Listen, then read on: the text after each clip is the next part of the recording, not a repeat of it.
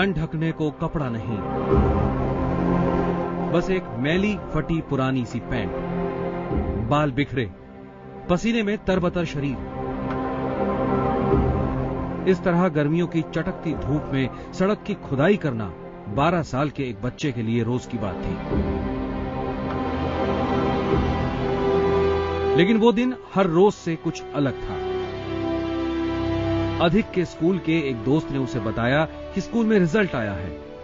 ये सुनकर अधिक सोच में पड़ गया।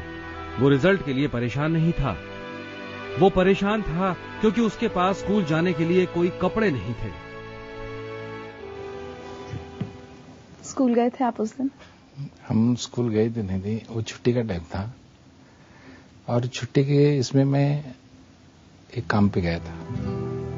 दोपहर को जब हमारे हाथ में पेमेंट आया तो उसमें मैंने थोड़े पैसे लिए और पुराने बाजार में से मैंने शर्ट और पैंट खरीदा और शाम को जाके मैं अपना रिजल्ट लेके आया। उसमें आपने टॉप किया था? टॉप किया था। इतनी गरीबी थी घर में? बहुत गरीबी थी। जिंदगी में कुछ भी नहीं बचा ऐसा गरीबी का जो सहन करना है। सब लोग सब कुछ सहन किया है। कुछ बताना चाहेंगे उन दिनों का? एक दिन हमारे घर में हमारे भाई ने 5 रुपए लेके आए थे। तो उस दिन की बात थी कि पूरे दिन में खाने के लिए कुछ भी नहीं था। 5 रुपए हमारे हाथ में थमाए और कहा जाके थोड़ा सा चावल लेके आओ तो आज रात के लिए सबके लिए खाना हो जाएगा। बारिश का मौसम था, हम वो 5 रुपए लेके हाथ में चले थे। तो मेरी उम्र तो करीबन 10 साल की हो रहेंगी। तो जब हम बाजार में गए तो वो बारिश में छाता और थैला हाथ में पकड़ के कहा मालूम नहीं गुम हो गया 5 रुपया। वो 5 रुपया गुम हो गया। उसी दिन रात को हमारी पूरी फैमिली पानी पी के सोई। ये वो पेंटिंग की क्लास में भी आपकी पिटाई हुई थी? हाँ, पेंटिंग की क्लास में मेरी पिटाई हो गई थी। मैं ड्राइंग तो अच्छा बनाता था लेकिन वो उसका पेंटिंग करने के लिए मेरे पास पेंटिंग बॉक्स नहीं था। तो रोज मैं अपना पेंटिंग तो निकाल के दिखाता था लेकिन उसको पेंटिंग नहीं किया बोल के रोज मार खाता था। तो उन्होंने मुझे पूछा कि तू रोज मार खाता है और पेंटिंग भी नहीं करता, क्या बात है? तब उन्होंने बताया कि ऐसे ऐसे हालत है मेरी। उस दिन वो टीचर मेरे साथ में लेके गए, अपने रूम में गए। उन्होंने मुझे वो पेंटिंग का बॉक्स दिया। उसके बाद में पूरे रात में मैंने पूरा वो पेंटिंग पूरे करते।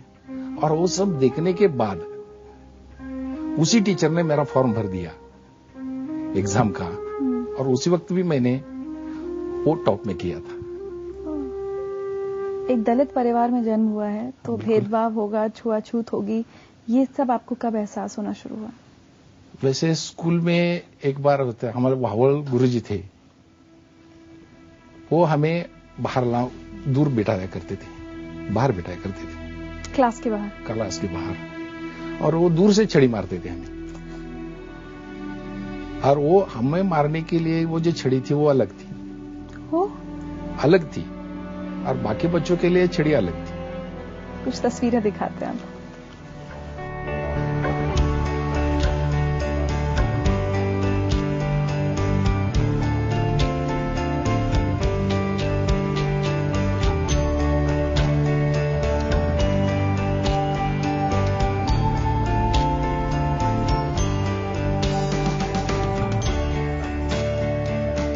ये हमारा इंजीनियरिंग कॉलेज है जहां पर मैं इंजीनियरिंग की पढ़ाई कंप्लीट कर दी है।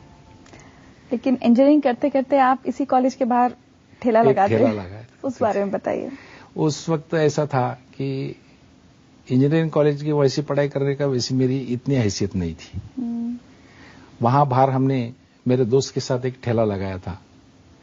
वहां सुबह सुबह हर रोज चाय और भजिया बनाते थे और जो हमारे कॉलेज के स्टूडेंट थे वो लोग आते थे हमारे साथ। वो जो पढ़ते थे वो भी लड़के थे, वो सब लोग भजिया चाय हमारे पास से लेते थे। ये सब करने के बाद उसमें जो बचता था वही खाने का और कॉलेज को निकल जाने का। खाने के लिए तो फिर ऐसा मेस लगाने का इसके लिए तो पैसा ही नहीं था। उसमें से जो भी पैसा मिलता था वो पैसे के ऊपर ही हमने अपना कॉलेज पूरा किया। उतना आपकी आमदनी हो जाती थी? होती थी, बिल्कुल होती थी। और कॉलेज में जाने के बाद आपने जिंदगी में पहली बार जूते पहने थे? हाँ, वो मुझे चप्पल भी याद है। वो पाकिजा कंपनी का ऐसा नारंगी कलर, वो कलर का स्लीपर था। वो पहला स्लीपर मेरी जिंदगी के अंदर मैंने अब एसएससी पास होने के बाद कॉलेज जाने के बाद पहना। वो चप्पल ही आपने पहली बार कॉलेज में पहनी थी? कॉलेज में पहली बार, जिंदगी में पहली बार चप्पल पहनी मैंने। कॉलेज से निकलकर नौकरी करी? नौकरी तो मुझे जरूर चाहिए थी। चिंचवड़ में एक आईटीआई था, वो आईटीआई में इंटरव्यू के लिए चला गया। उन्होंने तुरंत बोल दिया कल से काम पे आ जाओ, 550 तनख्वाह। 550 में उस वक्त तो 550 भी काफी था पैसा।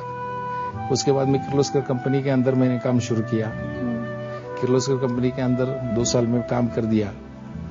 साथ में मैं रेलवे सर्विस कमीशन उसकी एग्जाम दी थी। तो उसमें ऑल इंडिया लेवल में खाली 26 लड़के लिए थे, तो उसमें से मैं महाराष्ट्र में सेकंड था। उसके अंदर रेलवे की तरफ से डिपुटेशन पर डेपो इंचार्ज बोल के काम करता था। हाँ। उसके बाद आपने बिजनेस शुरू किया अपना? फिर 1989 में मेरा एक दोस्त मिला। वो दोस्त मुझे साथ में मिलने के बाद मैंने वो नौकरी छोड़ दी और वो एक सांगली में यूनिट स्टार्ट कर दिया। अच्छा, किस चीज का? वो शुगर फैक्ट्री के लिए मटेरियल सप्लाई करने का। अच्छा। Milk spare, boiler spare, sugar factory के लिए जो स्पेयर्स लगते हैं, इंजीनियरिंग स्पेयर्स, वो सप्लाई करने का काम मैंने शुरू किया था। लेकिन उसमें भी आपको काफी नुकसान हुआ? उसमें नुकसान हुआ बोले तो ऐसा हुआ कि मेरे दोस्त ने मेरे साथ पार्टनरशिप ही तोड़ दी। उसके बाद में वो सब छोड़ने के बाद मैं अपने वापस वही ट्रैक पे आ गया था। काफी बुरे दिन फिर से आए और मेरे सारे दोस्त लोग इकट्ठा होके बैठ गए और सब लोगों ने मिलकर मुझे एक 7 लाख रुपया इकट्ठा करके दे दिया। फिर नए सिरे से मैंने अपना काम शुरू किया। अकेले काम शुरू किया, तो आज तक पीछे मुड़ के देखा नहीं। तो अब आज की अगर मैं आपकी बात करूं तो आज आप क्या करते हैं? कितनी बड़ी आपकी कंपनी है? कितना टर्नओवर है? हमारे टोटल 4 यूनिट है। सब 4 यूनिट का मिलकर करीबन 14 से 16 करोड़ तक का बिजनेस है हमारा। चलिए, बहुत अच्छा लगा आज आपसे बात करके। हमारी तरफ से एक तोहफा है आपके लिए। मैं भी आपकी जिंदगी लाइव और आपकी पूरी टीम को आज यहाँ पर हमें बुला दिया और हमें जो आपके साथ बात करने का और सबके साथ बातें करके शेयर करने का जो मौका दिया, इसके लिए आप सभी का मैं धन्यवाद।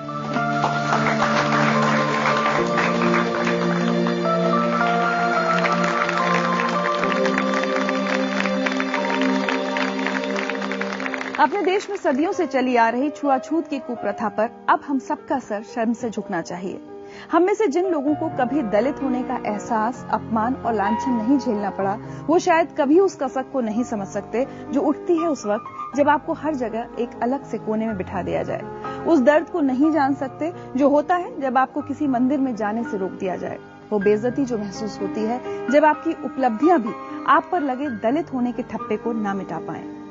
आज हमने एक छोटी सी कोशिश की है अपने देश में हो रहे बदलाव से आपको रूबरू कराने की। हमारे आज के सभी मेहमानों ने यह साबित किया कि उनका दलित होना उनकी सफलता के रास्ते में आड़े नहीं आ सकता। अगली बार आप किसी गरीब दलित के बच्चे को देखें तो हमारे इन मेहमानों को जरूर याद कीजिएगा। शायद उसके प्रति आपकी नजर बदल जाए, शायद आप में तिरस्कार के बजाय प्यार उमड़ आए, शायद आप उससे पल्ला झाड़ने के बजाय उसका हाथ थाम पाएं, शायद आप अपने देश में छुआछूत के इस कलंक को मिटाने में भागीदार बन पाएं।